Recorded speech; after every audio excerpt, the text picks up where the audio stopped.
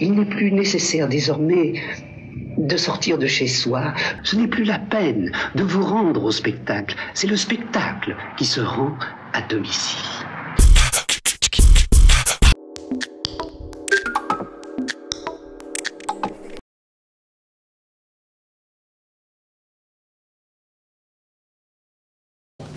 On passe maintenant au plan communal de sauvegarde. Bon. Depuis la loi de 2004 sur la modernisation de la sécurité civile, il est prévu que ce qu'on appelait autrefois les plans Orsec doivent également avoir un prolongement à l'échelle communale quand une ville ou une commune se trouve elle-même, en raison d'un certain nombre de risques, soumise à un plan de prévention des risques naturels, ce qui est le cas pour Bergerac, puisqu'on a des risques d'inondation, et ou soumis à un plan particulier d'intervention, un PPI, quand il y a des risques technologiques. Et nous sommes ici dans une situation où nous avons des établissements qui sont classés Seveso. Alors, je note qu'on a noté dans l'exposé Bergerac-NC, malheureusement, Bergerac-NC n'existe plus, donc ça concerne Eurenco, Marie-Arme, voilà. Et donc, nous avons effectivement à la fois des risques naturels et des risques technologiques.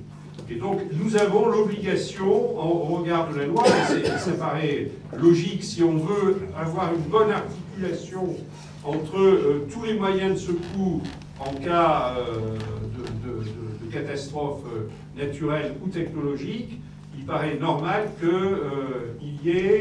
on impose la mise en place d'un plan communal de sauvegarde qui vient s'intégrer dans l'ensemble des dispositifs et assurer qu'en cas de catastrophe, les moyens de la ville seront bien mis en œuvre dans les conditions les plus efficaces possibles pour combattre le sinistre particulièrement grave qui serait intervenu.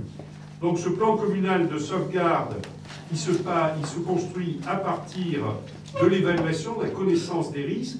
Le document, d'ailleurs, qui permet de mesurer à l'heure actuelle les risques majeurs a été établi. C'est le document d'information communale sur les risques majeurs qui, en abrégé, s'appelle le DICRIM, qui a été élaboré en février 2014. Malheureusement, pour la suite, les choses n'ont pas avancé aussi vite, c'est-à-dire le diagnostic des risques qui en découlent pour la ville et des faiblesses, des vulnérabilités que nous avons, de même que l'organisation qui, en cas de catastrophe, permettrait d'assurer la protection et le soutien de la population, et d'autre part, les modalités de mise en œuvre de la réserve communale de sécurité civile éventuellement, sur lesquelles on n'est pas du tout avancé.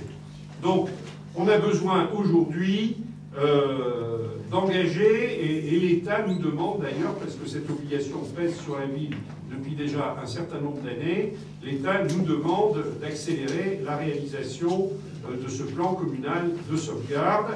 Et donc ce qui vous est demandé, c'est de m'autoriser à engager toutes les démarches nécessaires, notamment auprès des différentes autorités publiques, pour réaliser ce plan communal de sauvegarde, qui est une obligation qui s'impose à nous en raison des risques particuliers que nous connaissons à Bergerac. Voilà. Y a-t-il des observations? François de Madaillan? Ça n'est pas une observation, c'est juste une précision. On n'a pas parlé des risques atomiques. La centrale de Blaye, avec les vents dominants, on y a droit, à moins que ce soit comme Tchernobyl et que ça évite la France, là, ça ne traverse pas. On ne parle pas de ce risque. Écoutez, c'est une question, c'est l'État. Hein. C'est l'État, les risques sont notifiés par l'État. C'est eux qui. Voilà. C'est l'État. On interrogera les services de l'État, on posera la question aux services de l'État.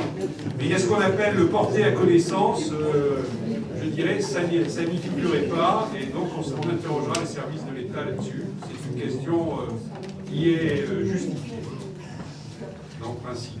Donc on posera la question. Alors, pas d'autres observations. Qui est pour?